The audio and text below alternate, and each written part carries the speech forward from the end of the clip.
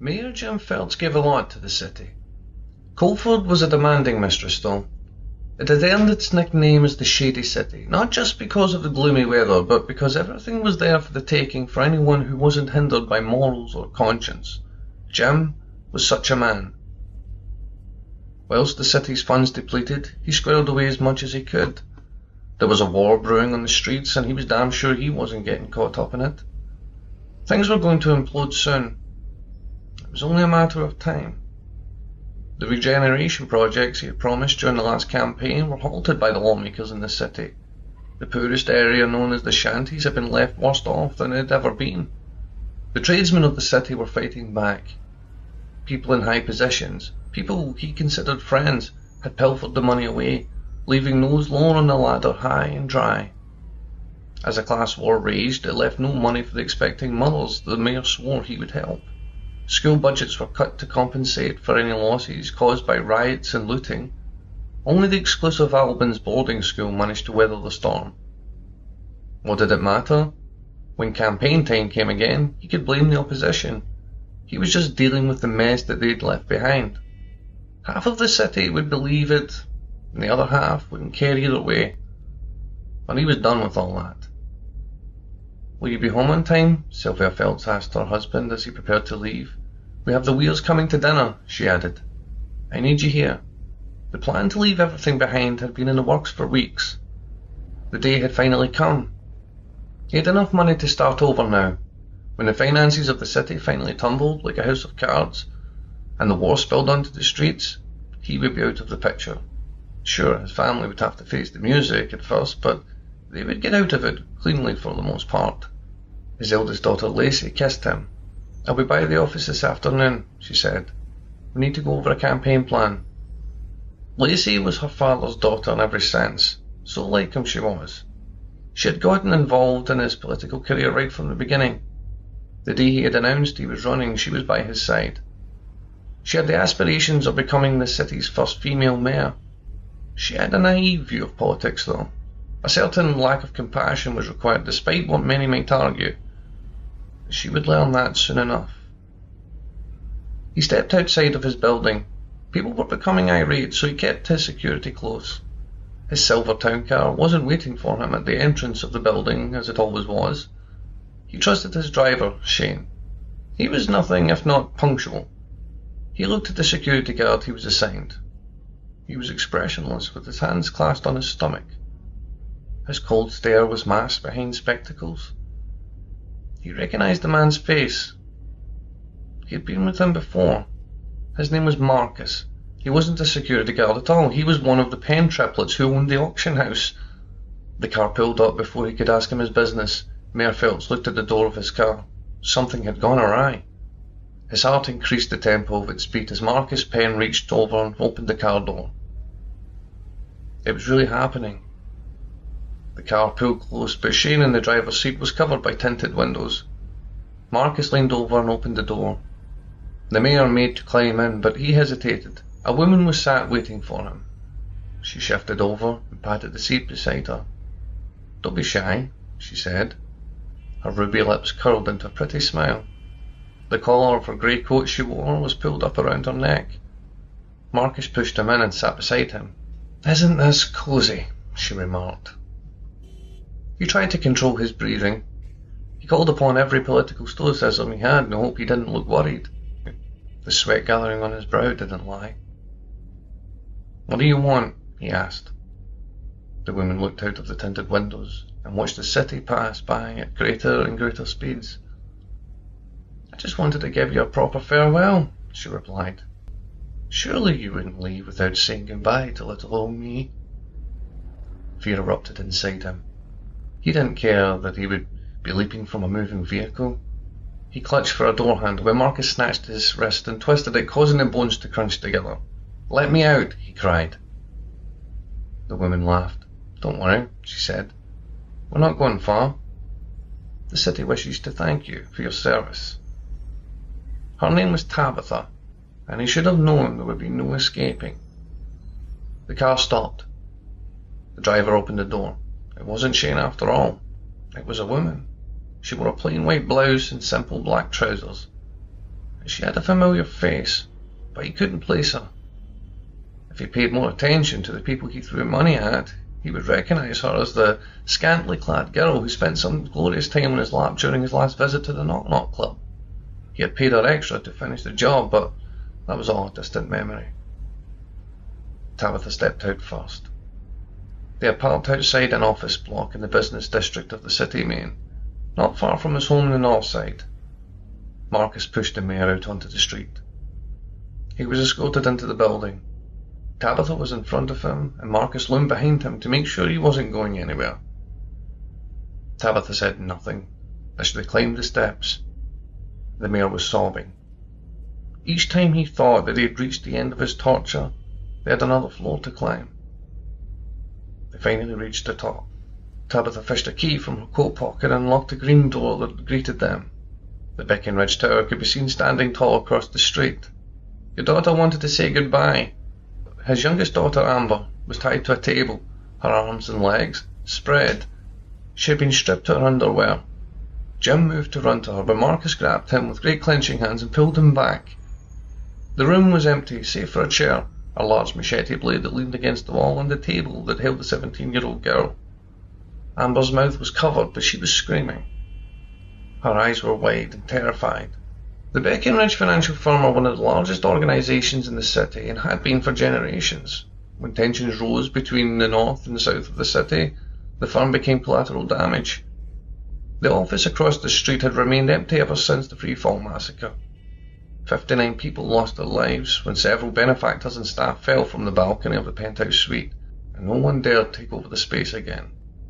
"Leave her alone," the mayor cried desperately. "She's done nothing to you." Tabitha clutched his face and rested her chin on his shoulder. "You have really pissed me off, Jim. You think you can abandon ship just like that? I have to take it out on someone. I wasn't leaving, I just needed time to think. The lawmakers are pushing me more and more. I could come back and be of more use to you." Tabitha slid her hand into his pocket and pulled out the flight reservations. She looked at them and dropped them on the floor. "You see," she said, "the thing is, I would love to believe you, I really would. This is a one-way ticket, though." "Let her go," the mayor sobbed, tears rolling down Amber's face. "I'll pay anything." Tabitha shook her head. She stood up straight. "It's not about the money," she stated. "We have that already anyway. This is personal now." She sat across his lap and kicked her long, slim legs out. "That girl could be insulted with a man running out on her like that. I thought you liked my little club." "I do," protested the mayor of Colford. Tabitha grinned. There was a gap between her front teeth that gave her a quirky, girlish quality. "Well, let's see how much then, shall we?" With a nod to Marcus, he swung the blade and cut her left hand. The sharpened blade swiped through the flesh and bone with ease. Her screams of agony were muffled by the cloth over her mouth. Her father screamed too. He didn't have time to gather himself when Tabitha pointed again for Marcus to cut off her other hand. "You've made your point," said Jim. "Let her go." Tabitha gave a raspy laugh. "I missed the chance to see Marcus at work. The man is an artist, isn't he?" The mayor tried to push against the binds. Tabitha was on her feet again. She walked over to the table and took the blade from Marcus. "I'll give you a choice," she offered. "Since your girl is going to die anyway, I can either continue cutting her up into little pieces or just end it now for her. What do you want me to do?" The mayor sobbed. "Please, just leave her." "I didn't quite catch that." "End it," the mayor cried louder. "End it for her." He had averted his gaze, unable to see the pain look on his youngest child's face. Her eyes were hazy. She was going to pass out from the blood loss soon. "I will if you tell me I'm pretty," Tabitha teased. "Just kill her. Just kill her now, please," the mayor roared. Tabitha's grey eyes widened. "That is your daughter," she gasped. She grinned. "You're a nasty piece of work, Jim." She lifted the blade and centered it on Amber's forehead. Before the point penetrated her skull, there was a flash of realization on Amber's face. The mayor cried. He knew he was playing a dangerous game, but never would he have thought it would have come to this. He was leaving his life behind for sure.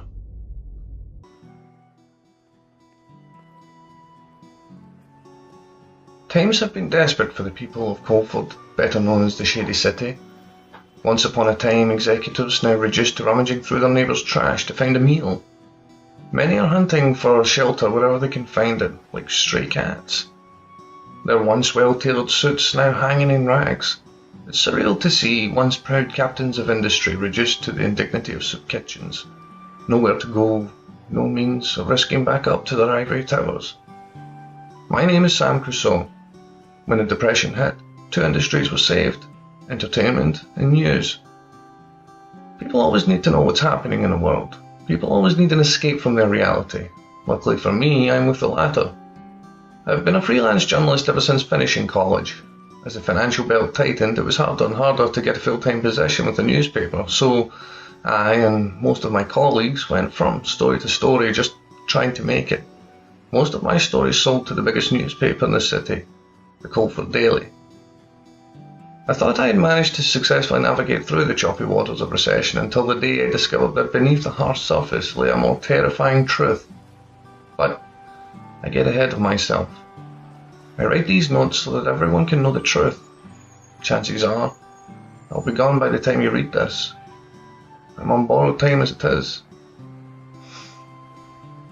It began just as summer was breaking. We were experiencing one of the warmest spells we'd had in quite some time. The mayor, Jim Phelps, had disappeared without a trace.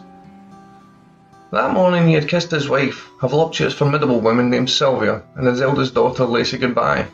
He straightened his power tie in the mirror and made his way to wade through the city's financial crisis, which, if you were to believe the tabloids, were largely his fault. Normally he would have been escorted to the office by security of some kind. The citizens of the shady city, riled at the very sight of the mayor, only made matters worse. However, that morning he never arrived at his office. Making his way down the street in his luxury silver car was the last anyone saw of him. Some of the neighbours remembered hearing loud music blaring from his open windows as he passed, which was unlike the buttoned-down conservative man that he was. I had been covering the story as it developed. This meant I had been spending more time at the offices of the Daily. The Daily was the only source of news on the mayor by Mrs. Phelps' request, being the area's largest newspaper. It was also the provider of food on my table. Hiring freelancers had been their way of protecting themselves. It meant that they were only paying for the material that they needed without any full-time mouths to feed. I never liked Mayor Phelps. I certainly didn't vote for him. As I pursued the story, I uncovered gambling debts and a mistress at the far end of town. He must have been quite the charmer. When I interviewed his mistress, she told me that he was planning on leaving his wife, which is probably what they all say. On the morning he disappeared, he'd been planning to visit her. They were going on a trip together, which is why he had wanted to be discreet. The mistress, Cindy, had waited for him most of the morning in her lavish apartment that the city coin had paid for. She flipped between anger and worry as she did. By 2 in the afternoon, the police swamped her, acting quicker for such a public figure than they would have for any ordinary citizen. Neither his wife, his mistress, nor his gambling associates could offer the police any idea as to where he had went. So on that warm morning, I made my way to the stretch of tower blocks that housed the newsroom in the north side. My mind was occupied by ways I could spin the same story or offer a new angle. Close to the office, the clang of metal bins falling over drew my attention. From behind the cans crawled a man. He was young, filthy, and with a mop of thick hair. Like many of the others forced to live in the streets, he sat with his back against the wall and brought his knees to his chest. His eyes were dulled by the effects of alcohol. He held a core of an apple and made breakfast of it. Sights like these were shocking when the recession first hit, but they became more common, and so you no longer noticed.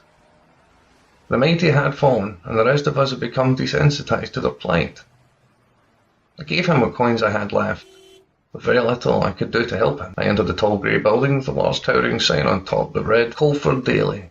The newsroom was hot and thick with the smell of coffee. Full-time reporters had become scarce, but those of them who did remain and work dashed back and forth trying to perfect their articles.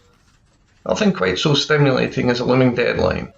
The brown leather satchel that I always carry my articles in was dropped on an unoccupied table. I rested at the desk, drew out my notes and began to review them. I had to ignore the hum and chatter around me to focus on the words. "Hey Sam," came the voice of Madeline Lower. I looked up and briefly acknowledged her presence with a smile. Madeline and I had been friends since college. She too was a freelance writer, although she would admit her stories weren't selling as well. I don't think my writing was any better than hers, it's just that the editor, Eric Waddell, was a bit of a chauvinist, and what articles of hers he did accept were probably grudged. Maybe if I'd slept with him he'd change his mind, she had said. She was joking, of course, but everyone had their motives in the shady city, so it wouldn't surprise me. Madeline was an athletic woman in her late 20s. Her shoulder-length brunette hair fell loosely around her shoulders. Her skin was a warm caramel colour like she had come from a sun-kissed land. Her pale blue eyes were sharp and feline. That morning she wore a white shirt and a plaid skirt. She sat herself on the edge of my desk with a leap of feminine grace. "Waddle was looking for you," she informed me. "He told me to kick you into his office as soon as you got here." "Thanks," was my reply. Still absorbed in my reviewing, I brushed my auburn hair away from my face. I was always pale, but in those days of hard work I was even paler. I gathered my strength.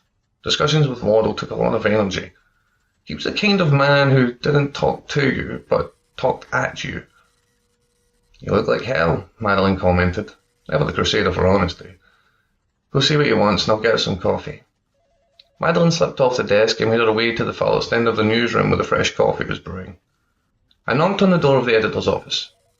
I could hear Eric's voice inside, having a one-sided conversation, which suggested that he was either conducting a telephone call or some journalist was on the listening side of a hostage situation. I pushed the door ajar slightly. I caught a glimpse of Waddle standing behind his desk. His back was to me. He had a black telephone receiver placed to his ear. He heard me as I stepped inside because he swiveled round, smiled and waved at me, gesturing me to sit down. "I gotta go, sweetheart," said Eric. "If I hear anything, I'll let you know." I took the seat across the desk from Eric, laying my papers on top. Eric Waddle was a tall man. He had a thick beard and always wore a long black ponytail. "That was Sylvia Phelps," he informed me, even though I hadn't asked. "Poor thing is still in shock, trying to piece together what happened. Jim and I go way back, and even I had no idea what he was up to." "I have nothing new, really," I ventured. Eric reached his heavy hand across, pulled my papers towards him.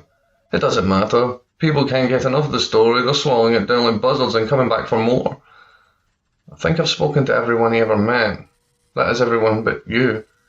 Eric had been quite adamant that he not be included in any of the articles, but I didn't become the reporter I was by not chancing my luck. "I have nothing to say." Eric snatched up a glass bottle filled with whiskey and poured himself a generous share into a square-shaped glass by his hand. "I asked you to come here because there's something that I wanted to talk to you about."